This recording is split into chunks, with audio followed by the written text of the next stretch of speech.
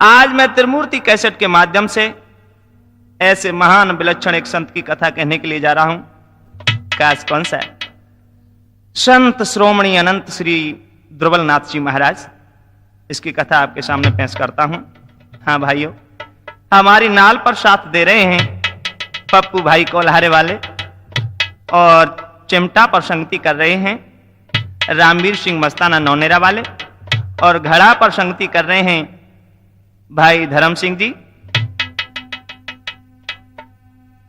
और इस कथा के रचयिता एवं गायकार रमेश चंद्र तमोरी ग्राम बडरिया वाले। तो देखिए हमने इस कथा को कहां से शुरू किया है, जरा यह भी ध्यान में दे लें।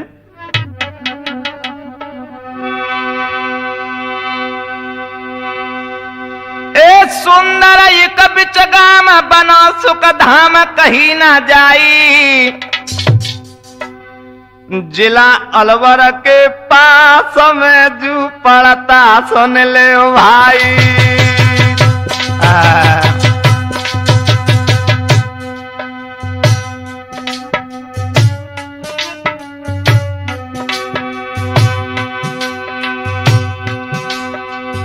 अरे कब पड़ता भाई सुना तितलाई मिंत्र मेरे भाई,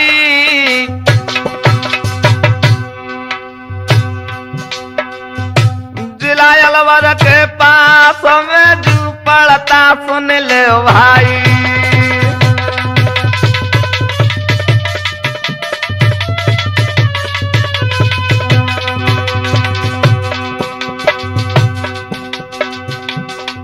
वहां सुंदर बाड़ी बनी आबादी घनी पड़े दिखलाई,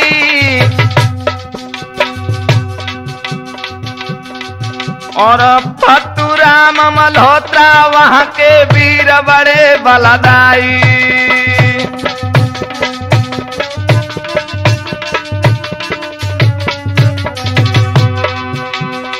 बंधु एक बात का ध्यान दे लेना,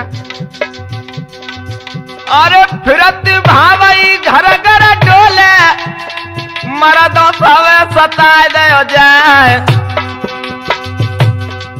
और विपता पड़ गई रामचंद्र पे शक्ति लगी लखन क्यों जाए।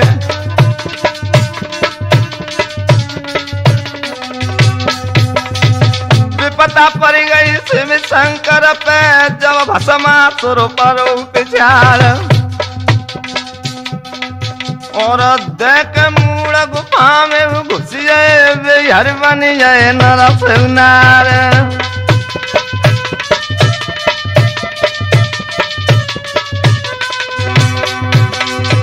जो गिरधारी हो तो नायका मिट तो वंश दिगंबर त्यार,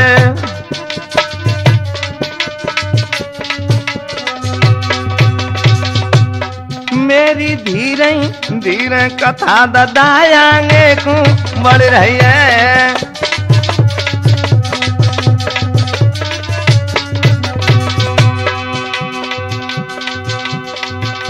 वो मेरी धीरे मेरी होले होले कथा याद आएंगे को चली रही है।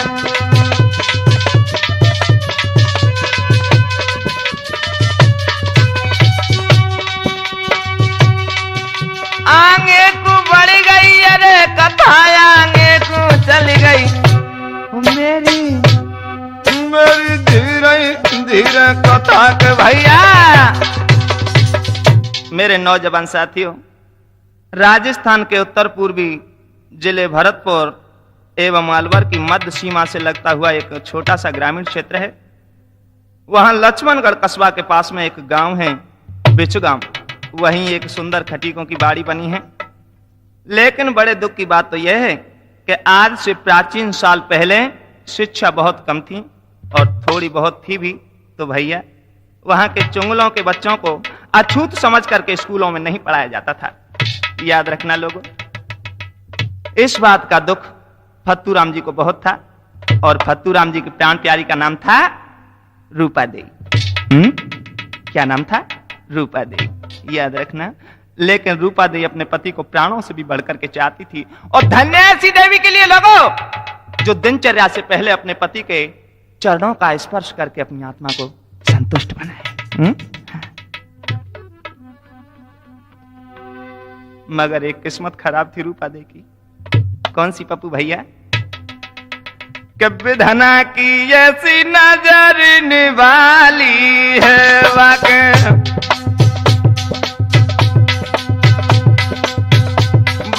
भाव न लाला रे लाली है विधा।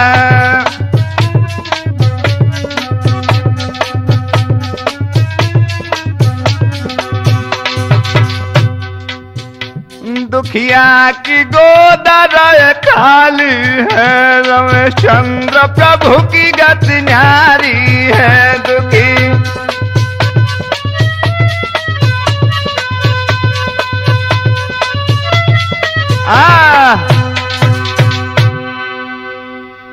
मेरे नौजवान साथियों, दुखिया रूपा देवी का चौथापन आ गया मगर कोई संतान नहीं हुई। आज बीच आंगन में बैठ करके रो रही थी जब तक फत्तूराम जी आ गए। अरे तुम रो रही हो? कहने लगी हाँ मैं रो रही हूं। कहने लगे क्यों? रो करके कहने लगी पिया इतने दिन से ना संतान भाई, दुनिया सब हंसी उड़ाती है। महाराजन वाला कहलाए रहे हैं या दुखिया बाज कहाती है। महाराज कितना वक्त हो गया हमारी और आपकी शादी को।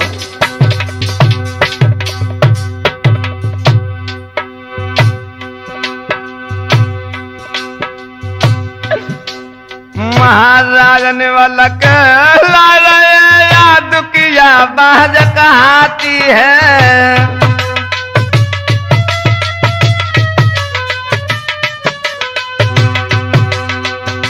लेकिन क्या करूं, मेरे भाग्य में कुछ ऐसा लिखा है प्राणेश्वर।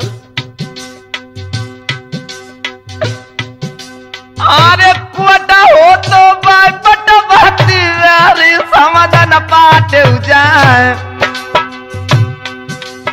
और बछड़ा हो तो बाय न थवाती पर साड़ ननाथ हो जाए। और चिट्ठिया होती बात सुनाती वेरी कर मन बात हो जाए।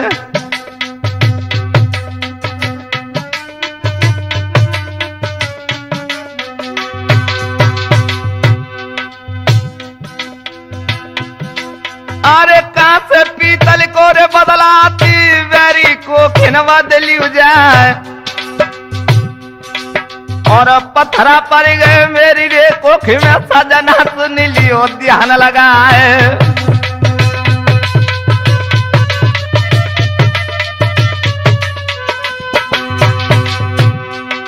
और भैया रामी रे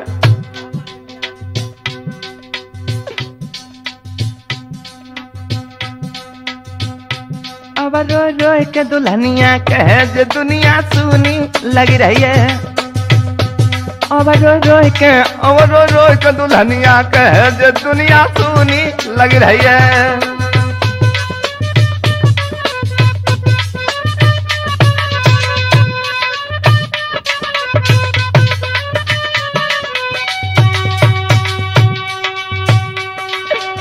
सोनी लगी रही है जब सजना सोनी लगी रही।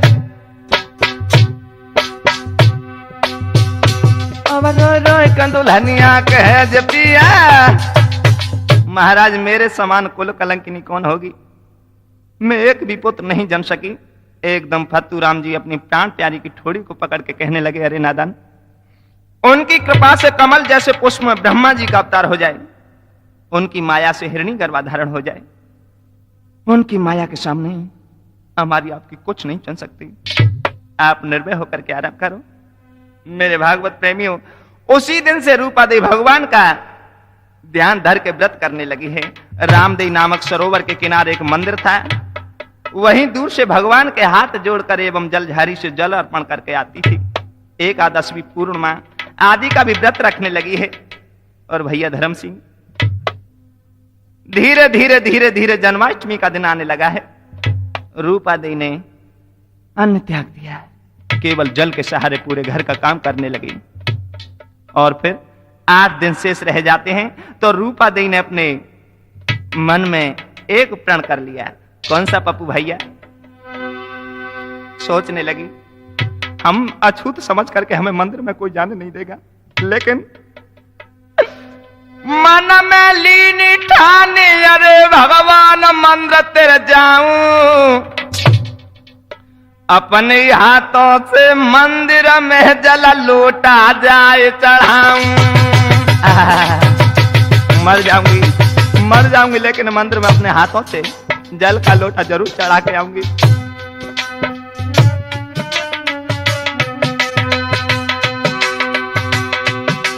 अपने हाथन से मंदिर में जल लोटा जाए चढ़ाऊं।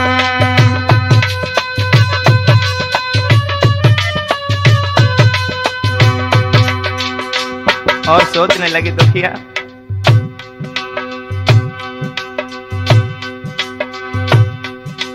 अरे जो ऐसा ना करूं मैं बेशक मरूं या नहीं खाऊं,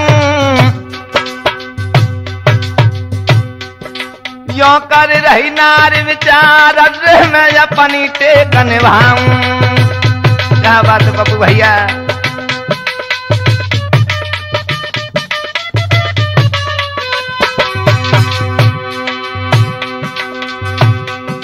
यो कर रही नारी विचार मैं अपनी टेक निभाऊं।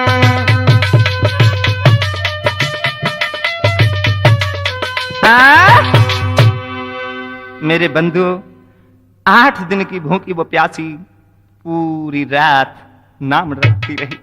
मैं मर जाऊंगी मगर आज मैं अपने हाथों से भगवान के मंदिर में जल अर्पण करके जरूर आऊंगी। और जो सुबह हुआ, हाय हाय क्या हुआ? अरे जी भोर होता उठी धाई,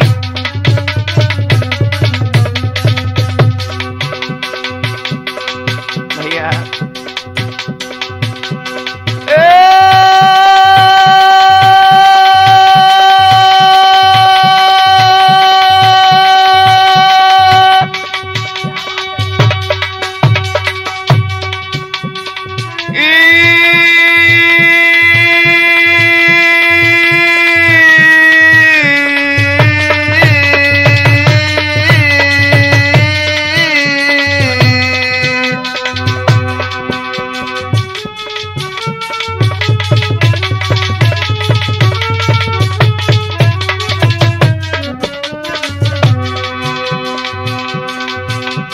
जो सुबह हुआ क्या किया है? अरे जी भोरा होता उठ धाई,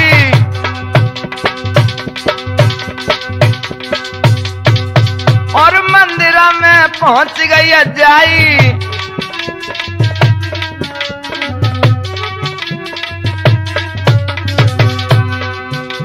सोचने लगी, भूखी हिरनी की तरह चारों तरफ देखती जाती है। अभी तो चारों तरफ अंधेरा है, हमें कोई देख नहीं ले, नहीं तो हमें अछूत समझ करके मंदिर में कोई नहीं जाने देगा। आए बनिगो कहाँ हूँ? हुआ क्या? पुजारी का डर था, लेकिन पुजारी सोवत पड़ो लखाई लखाई गजब हो लखाई, और दिल में रही नारी घबराई।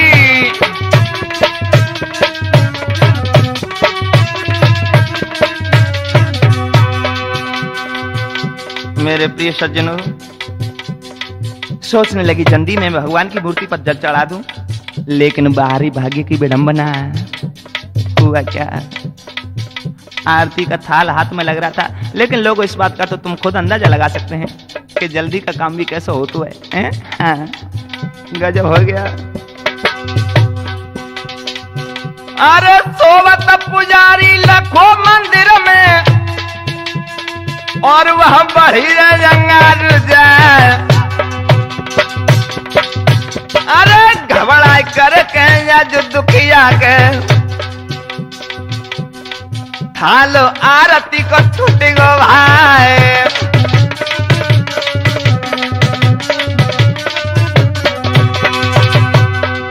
आया है राम मेरे भैया, एकदम पुजारी की नींद टूट गई।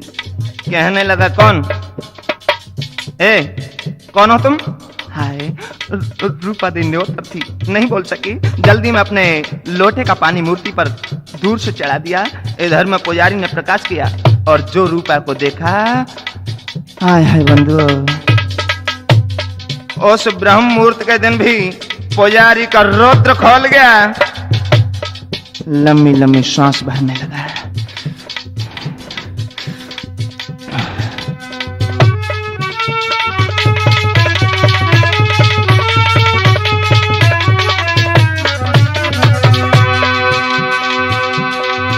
अरे हाथ में सोटा लो मेरे भैया और रूपा पे पड़ो है अर्राय, और रूपा भाग गई है मंदिर से और वह छुपी है जंगारू जाए।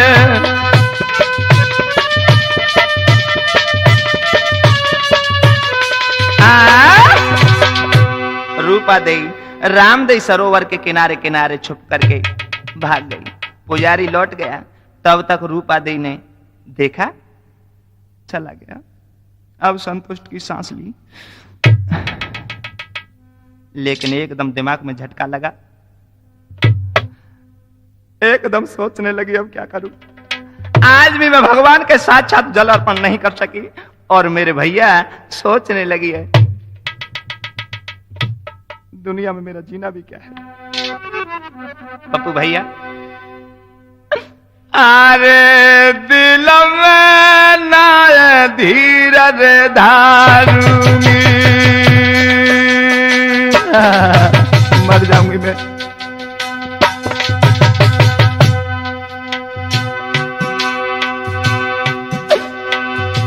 और मैं तो पानी में डूब के मारूंगी। हरी किस्मत।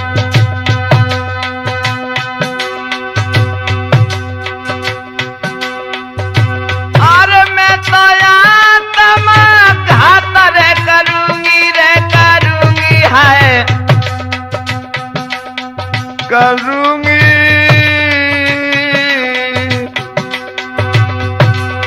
और मैं तो पानी में डूब के मरूंगी।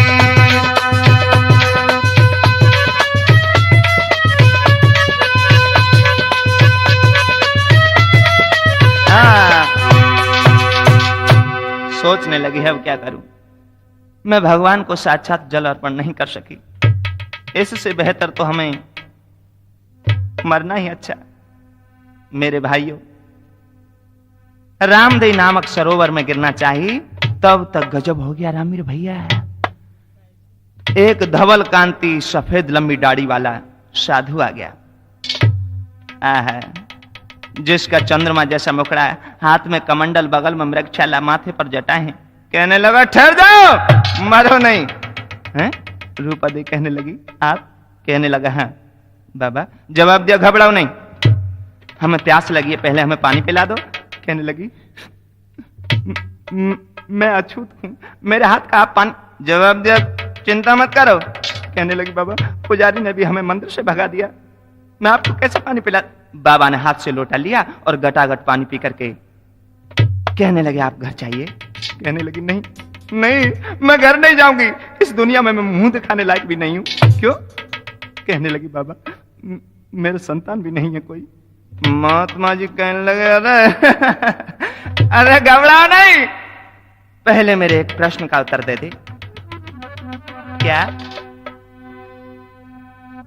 क्या बरसा थोड़ी भई, क्या कहूंगा यो किसान, सही खेत बंजर पड़ो तूने कहा रची भगवान। कहने लगी बाबा ये बात नहीं है तो। ना बरसा थोड़ी भाई, ना कहूंगा किसान, खेत बीज जोड़ा तू नहीं सो सुनियो संत सुजान। महाराज, बाबा मेरी कोख में ही पत्थर पड़ गए हैं, इसीलिए मुझे आत्मघात करने दो बाबा। महात्मा जी कहने लगे, अरे नादान, आत्महत्या करना बहुत बुरा पाप होता है। सुनो क्या बोले हैं वो बाबा। अरे घबराए मत रूप कुमारी,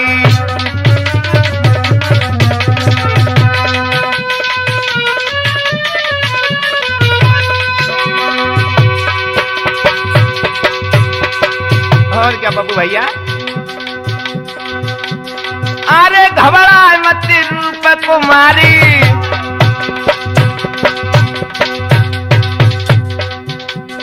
तेरा बेटा एक हो गया अवतारी।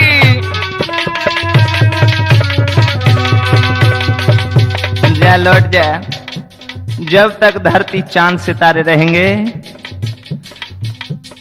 तब तक तेरे बेटे का दुनिया में नाम अमर रहेगा। लौट जा। कहने लगी, नहीं बाबा, मैं कहता हूं लौट जा। नहीं बाबा नहीं। और बोले, तेरी गोदी में लाला आ जाएगो, घर लौट जाइए।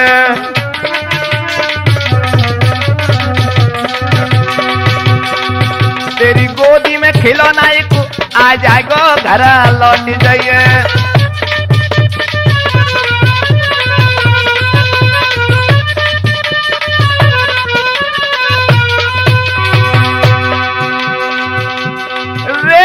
चंद्र ना कछु तू न जानी, आय हाय रे रमेश चंद्र ना कछु तू न जानी। गाय का गमाई दू जो सवारी जवानी, मोरा जानो पुष्प तेरा खिल जाएगो, घर लौट जाइए। तेरी गोदी में खिलौना आ जाएगो, घर लौट जाइए।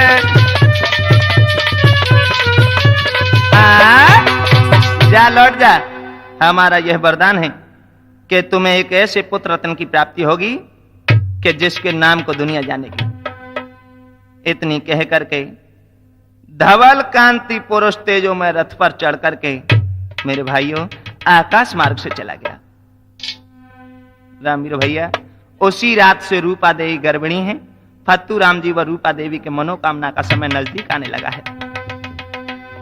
लेकिन जब 9 मास बीते हैं, 10वां मास लगा है। कौन सा मास था वो, शायद आप लोगों को नहीं पता होगा, मैं बता देता हूं।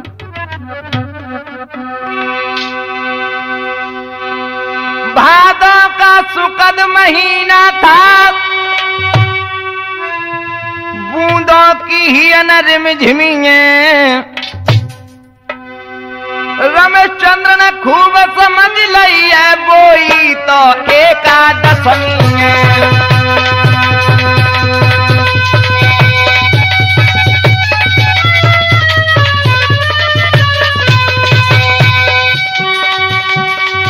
रमेश चंद्र ने खूब समझ लई है, बोई तो एकादशमी है।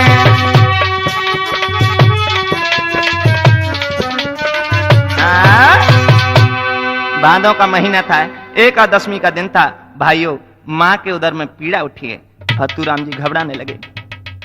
मूसलधार पानी बरस रहा है, वैद्य भी घर नहीं आ सकता, अब क्या करूं। एकदम फत्तू जी वैद्य लेने के लिए भागे, बरसात में ही।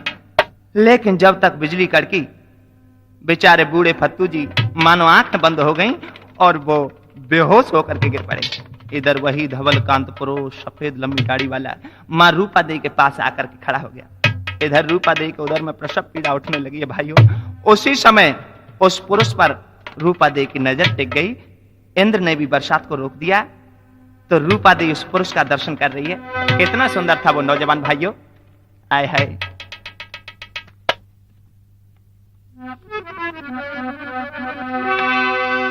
उसकी काली सी जुल्फें बल खा के कदम खिंचती हैं, मानो मर बाले पर्वत पर नागिन की लोले करती हैं।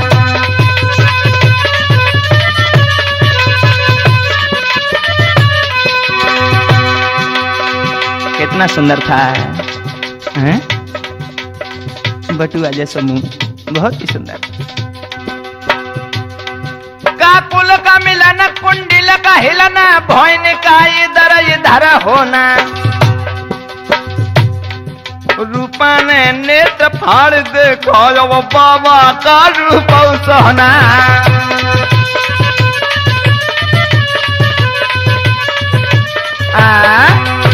इतना सुंदर था वो पुरुष कि चेहरा चंद्रमा की तरह दमक रहा था, दांत चावल से, ओठ संतरा जैसी खांप है, आंखें हिरणी देख करके लजा जाए, नाक तोता देख करके उड़ जाए, गर्दन सारस जैसी, एकदम उसके तेज को देख करके रूपा देवी की आंखें बंद हो चुकी हैं। और तब तक हुआ क्या मेरे भैया,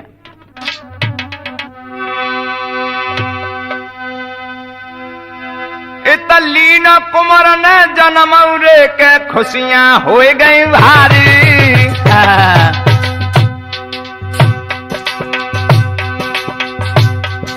पड़ोस ने क्या किया गई रे के बजाय रही है वह थाली।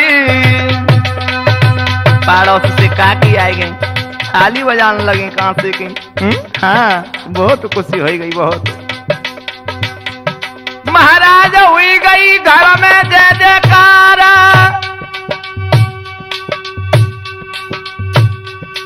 और सुंदर लड़का भयो का सवई हंस करे नहीं प्यार।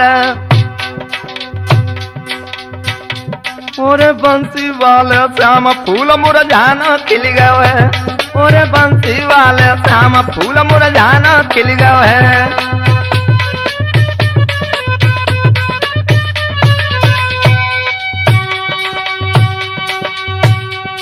मुरझाना खिल गया रे फूल मुरझाना खिल, और बंसी वाले श्याम कन्हैया। जो मैया को होश आया, देखा कि गोदी में बहुत सुंदर लड़का कुल बुला रहा है।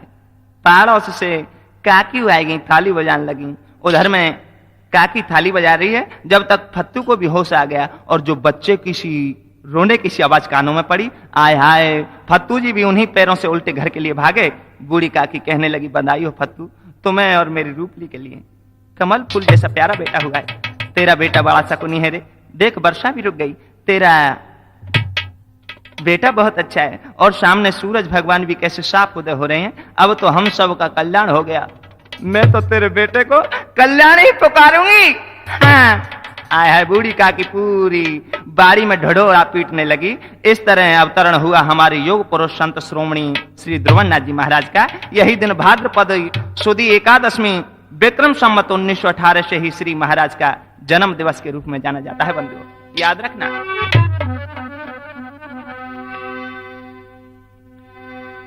इस तरीका से पड़ोस की सभी स्त्रियां, स्त्री पुरुष एकत्रित हो गए, और औरतें बधाई गाने लगी, कहने लगी, बहना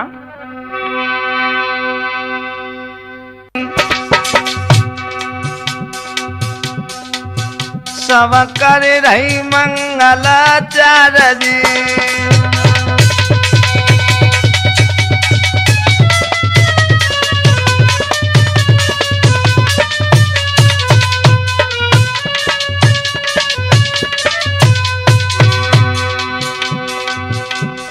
गाओ बहना, सभी गाओ।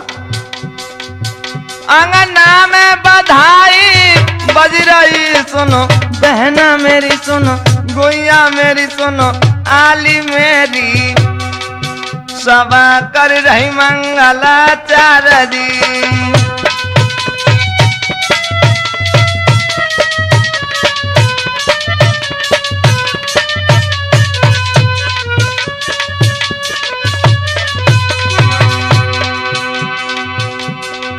मुरझाना पुष्प तेरा खिल गया सुनो, फत्तू मेरे सुनो, रूपा मेरी सुनो, लाला मेरे तेरे घर में लायो जावा तार जी।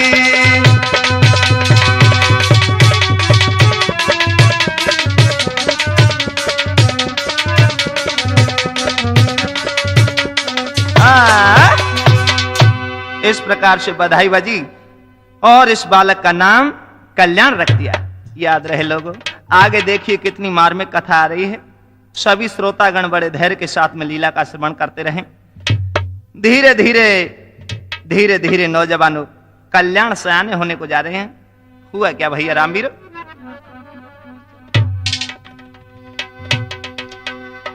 ए 8 बरस को भयो पिता संग गयो चरावे गैया,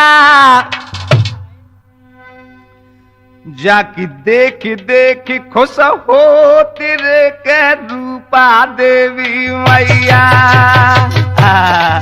मेरा बेटा राजा बेटा कितना प्यारा है, बहुत खुश हो रही मैया।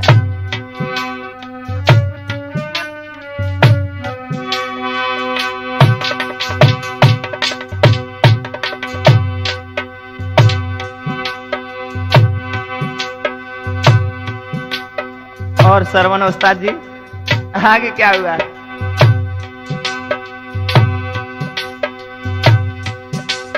और दिल में हुई के मगन करे नित भजन बनी में भैया, रामचंद्र लगन जाकी लगी रही रे सोद ले गड़ो चढ़ैया।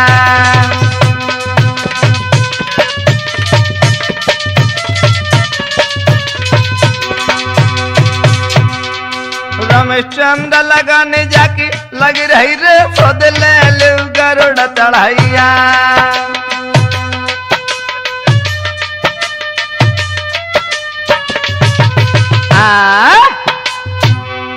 मेरे नौजवान साथियों, कदम के वृक्ष के नीचे घने जंगल में पद्मासन लगा करके तप कर रहा है कल्याण।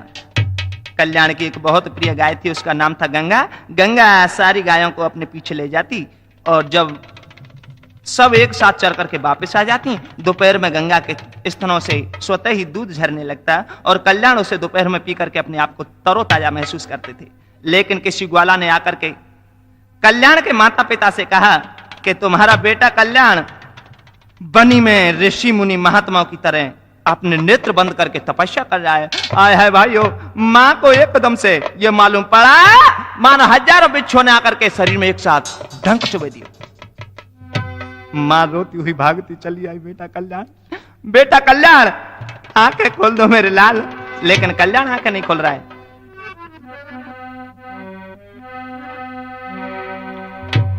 बेटा बेटा कल्याण, बेटा ने अखियां खोलो, बेटा बेटा ने अखियां खोलो, अपनी मैया से कह करके बोलो। बेटा ने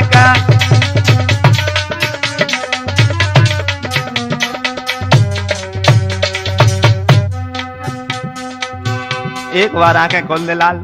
लेकिन कल्याण भगवान के चरणों में अपने मन को लगा करके बैठा भाइयों, और रो करके बूढ़ी मैया बोली, बेटा बेटा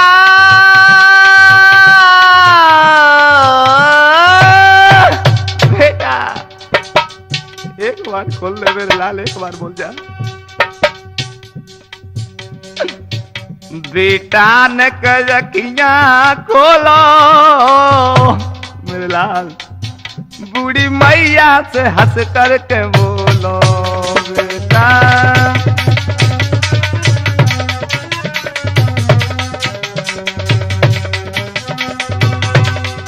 और बोली, वन में गाय चराए बे आयो लाला, वन में गाय चराए बे आयो, तनया सनुआई लगायो। वन में गाय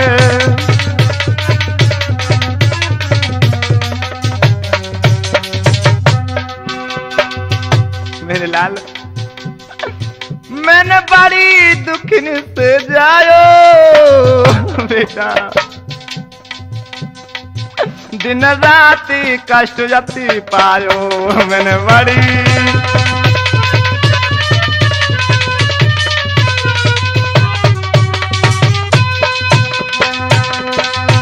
बेटा ने अखियां खोलो, बूढ़ी मैया से हंस करके बोलो। बेटा।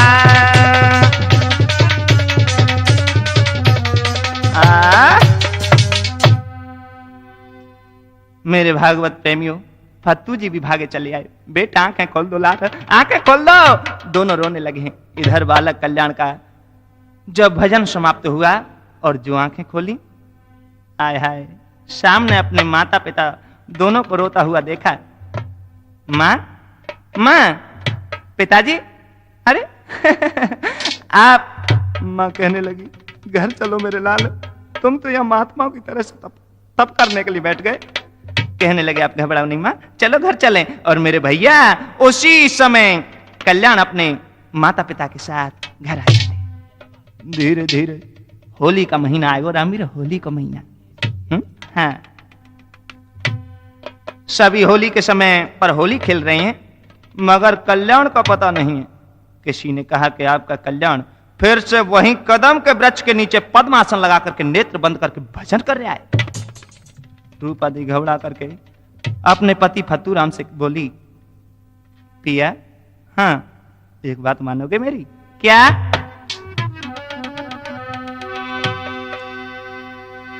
हाथ जोड़ के कहे सुनो पतवानी, बेटा हाथन से जा तो सटल मानी, बेटा हाथन से जा तो।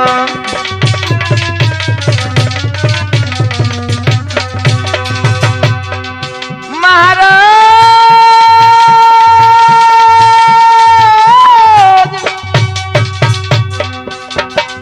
कहने लगी, पिया चौथे पन में मेरे एक ही पुत्र हुआ है।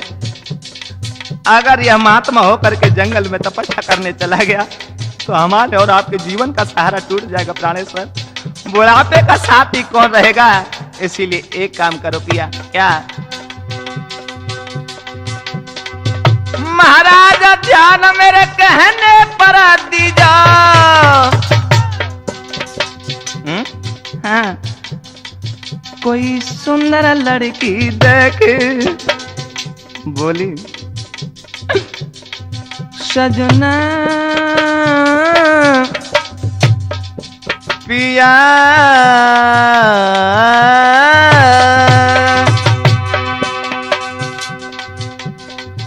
कोई सुंदर लड़की देखी, अरे लला की शादी कर दी जा, सुंदर लड़की देखी।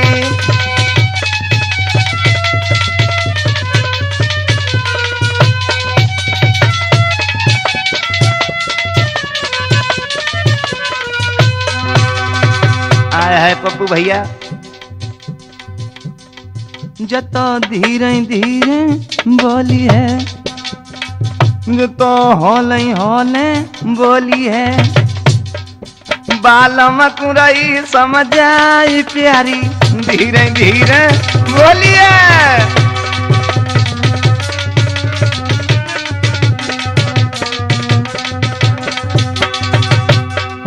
देव लाला की भामर डार दुल्हनिया, धीरे धीरे बोली है।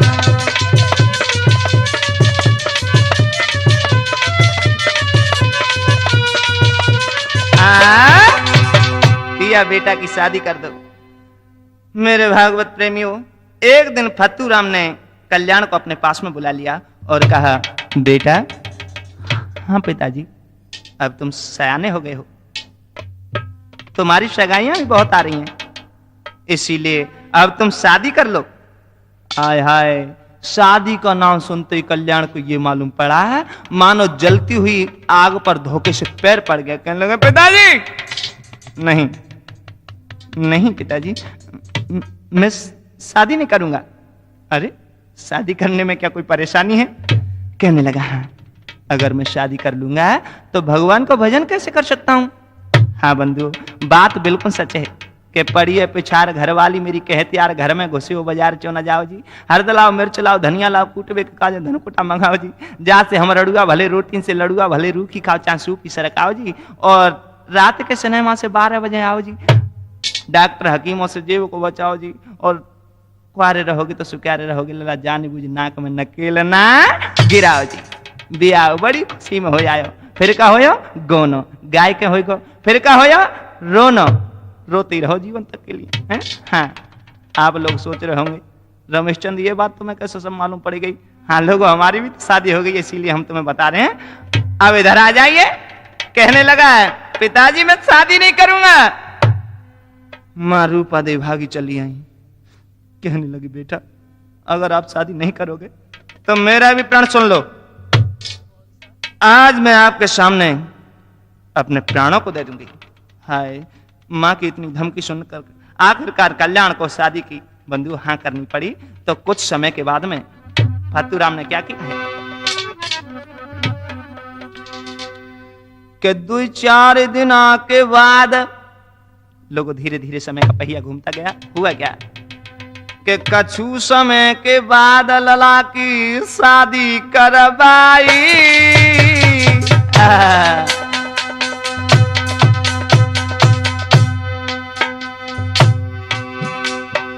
और हुई रही जय जयकार खुशी सब नंगर में छाई।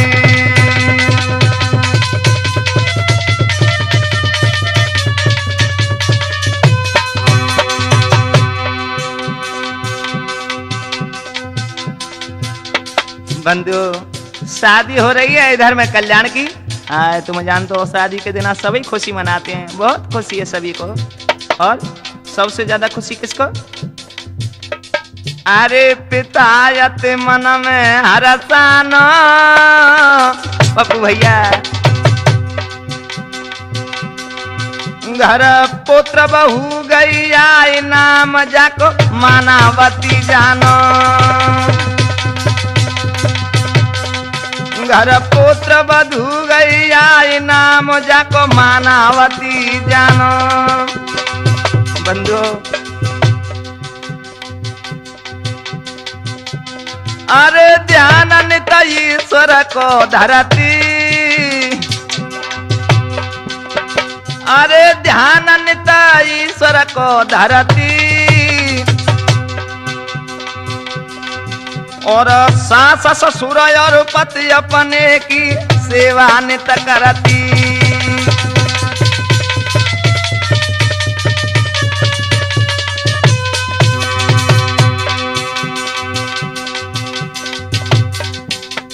अरे प्रभु की लीला है न्यारी, अरे प्रभु की लीला है न्यारी। और धीरे धीरे 6 बच्चन की बन गई महतारी। प्रभु की लीला है न्यारी।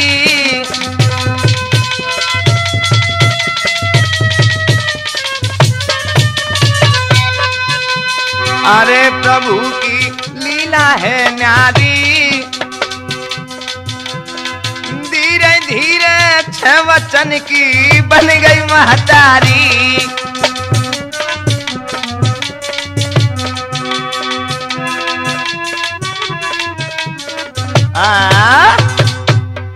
मेरे बंधु, जब 18 वर्ष की आयु में ही जल्दी से अलवर की एक 15 वर्षीय सुशील कन्या मानावती के साथ में कल्याण की शादी कर दी गई। समय पाकर उन्होंने मानावती जी को भी उनकी सेवा के उपहार स्वरूप 6 संतानों की माता होने का सौभाग्य प्रदान किया। मानावती जी 3 पुत्र व 3 सुंदर पुत्रियों की मां बनकर के अपने आप को धन्य मानती थी। एक दिन कल्याण जी को किसी भाग्यवश अपनी ससुराल अलवर नगर जाना पड़ा। वहां एक साधु से अचानक भेंट हो गई। महाराज को प्रणाम करता हुआ वो साधु कहने लगा कि अगर जन्म मरण के भंवर से निकलना है, जन्म मरण के भंवर से निकलने की इच्छा है तो पंचभूतों को अपने बस में करो। हाँ लोगों, आप नहीं जानते होंगे, देखो हम बताएं देते हैं वो 5 भूत कौन कौन से हुआ करते हैं।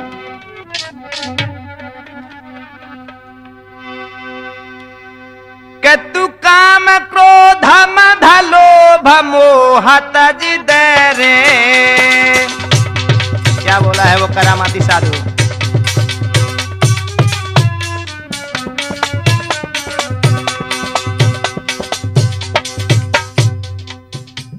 रामा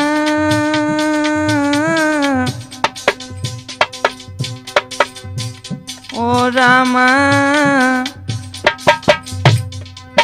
क्या बोला है साधु? कहने लगा तू काम क्रोध मद लोभ मोह तज दे रे, तेरो नाम अमर हो जाए बाबा, तेरो नाम अमर हो जाए, जोग ले ले रे तेरो नाम अमर हो जाए।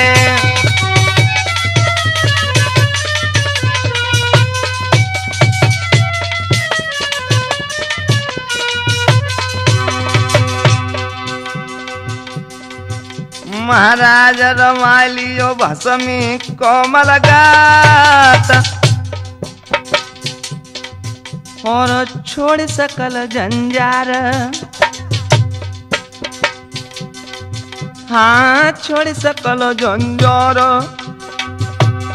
और चिमटा खबर ले ली जो हाथ, छोड़ सकल जंजार।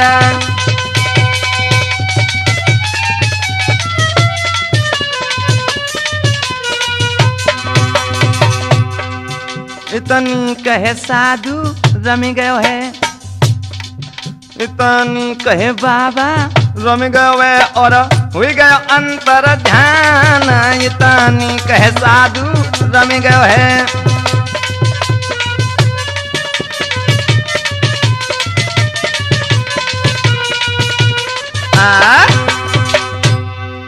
इतना कह करके वह करामाती साधु अंतर ध्यान हो गया।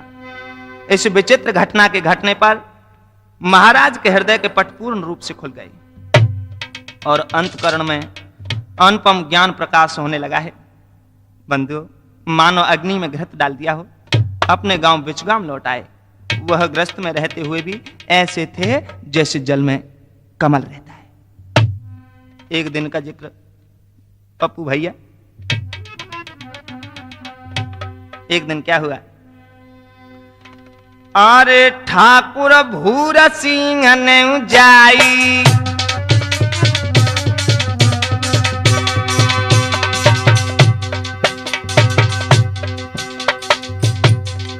ठाकुर भूर सिंह ने जाई, और कल्याण पे धौस जमाई। है बंधु, ठाकुर भूर सिंह गांव का नंबरदार। ए कल्याण, इधर आओ। कल्याण बाहर आया, बोलो। कहने लगा सुनो, बीजो खेत में खूंट खुदाई खुदाई गजब खुदाई, और जो न साथ ही गा तलवाई। बंधु, गांव के नंबरदार ठाकुर भूर सिंह ने हाथ में फावड़ा पकड़ा दिया और बेगार में ले गया। खूंट खोदो। आय हाय, हुआ क्या भैया, धर्म सिंह भैया, गजब होएगो गजब। कैसे होएगो? अरे रपट फावड़ा लगो तो पैर में, मरा तो ध्यान बिसर नहीं जाए।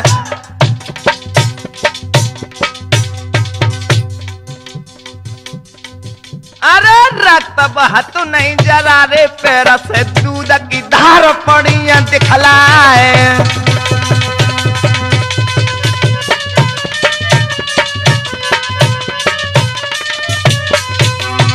बंधु, महाराज कल्याण के पैर से खून नहीं, खून की जगह असली दूध निकलने लगा है।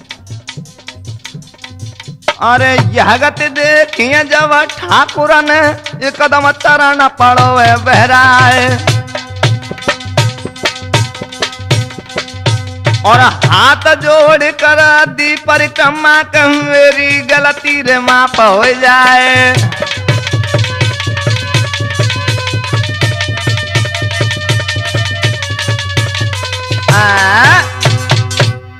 ठाकुर भूर सिंह आश्चर्यचकित हो गया, महाराज के चरणों में गिर करके माफी मांगने लगा।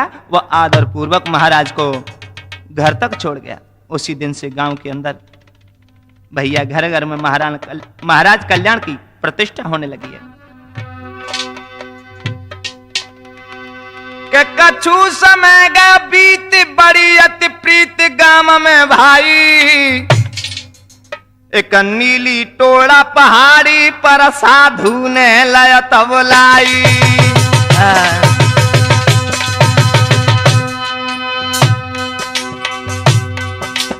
महाराज को एक साधु ने निमंत्रण देकर के बुला लिया। उस साधु का नाम क्या है, जरा ये भी ध्यान में देते जाएं लोगों।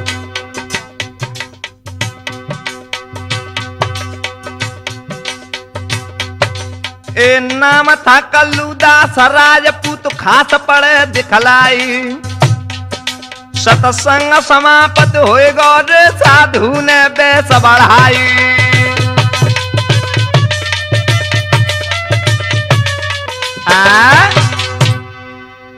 भाइयों, जो नीली टोड़ा पहाड़ी से राजपूत कल्लू दास नाम के साधु ने निमंत्रण भेजा है, तो महाराज केशव किराड़ के साथ में वहां उपस्थित हुए।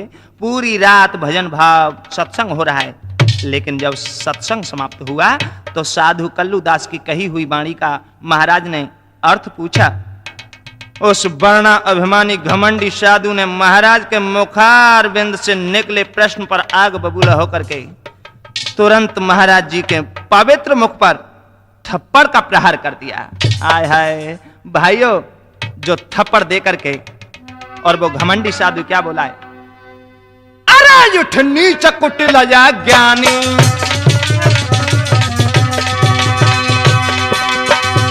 कमीना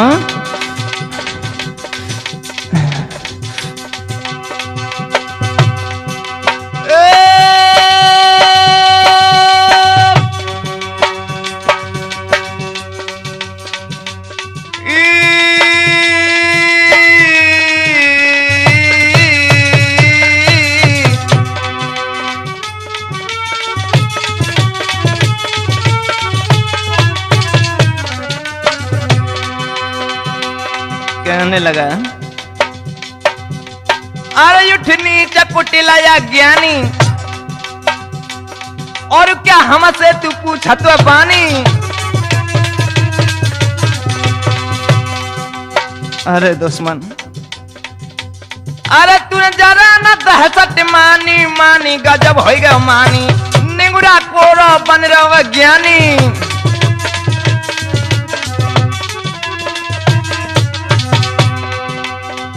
और कहने लगा, राजपूत साधु क्या बोला कल्याण से, अरे हट जा तू समन मेरे सामने ते काहे तू छाती तू रोका जला। अरे असली भक्त अगर तू बनता,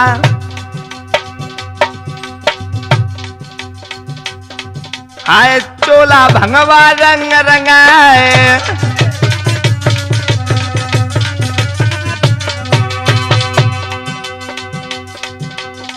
असली भक्त अगर तू बनता, चोला भगवा रंग रंगाए।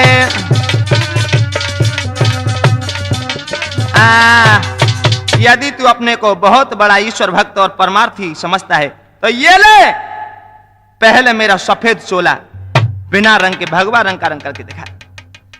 महात्मा जी उस राजपूत साधु का थप्पड़ खा करके और कुटिल वचनों को सहन करते हुए सबके सामने अधीनता पूर्वक बोले, यह क्रोधी माया जाल में फंसा है, तमोगुणी अपने को साधु समझता है। पहले ये स्वयं ही चोले को रंग करके दिखाए। यदि इससे चोला नहीं रंगा तो फिर उस पतित पावन सर्वशक्तिमान सत्य पुरुष संतों की लाज रखने वाले भगवान की अनुकंपा से चोले को मैं रंगूंगा। आय हाय, महाराज की ऐसी वाणी सुनकर वह राजपूत साधु अपने आसन से उठ करके हाथ में चोला ले रंगने के लिए नाना प्रकार के जंत्र मंत्र का प्रयोग करने लगा है। लेकिन चोला जब नहीं रंगा, नहीं रंग सका, आय हाय, तो कहने लगा, कल्या मैं तो चोला रंगने में असमर्थ रहा, अब तुझे देखना है कि तू कैसा सिद्ध है। बंधु एकदम कहने लगा, तू रंग करके दिखा। ये ले। और क्या किया है भैया उस महात्मा जी ने,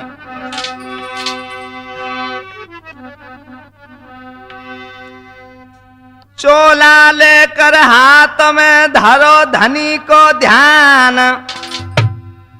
भगवा रंग में रंग दयो सो सुनियो संत सुजान। बोलो श्री वृंदावन बिहारी लाल की। बंधु, सभी संत जय जयकार करने लगे हैं, लेकिन इधर महाराज सोचने लगे कि इसने मुझ पर निगुरा होने का आरोप लगाया है, इसीलिए मुझे गुरु बनाना बहुत आवश्यक है। हाँ बंधुओं, गोस्वामी श्री तुलसीदास जी ने भी रामायण के अंदर लिखा है कि बिन गुरु भवन तरह न कोई, चाहे बिरंच शंकर सम होई।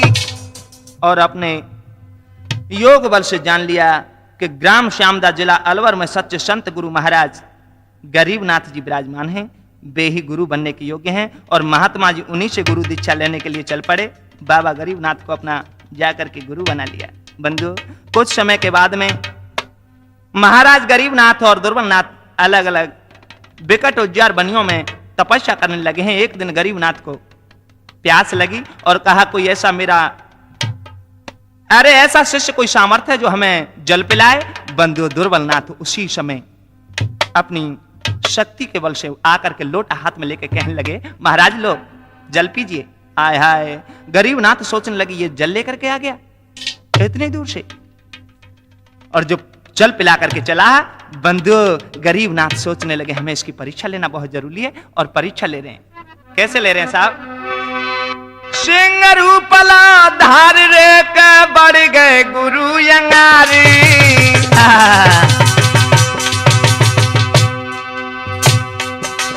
एक झाड़ी से वो निकली के रच गए कौतुक भारी।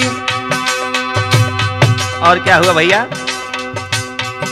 महाराज संत ने दीनी निगाह बढ़ाई और गुरु लय पहचान के कल्याण फौरन बन गए गाय।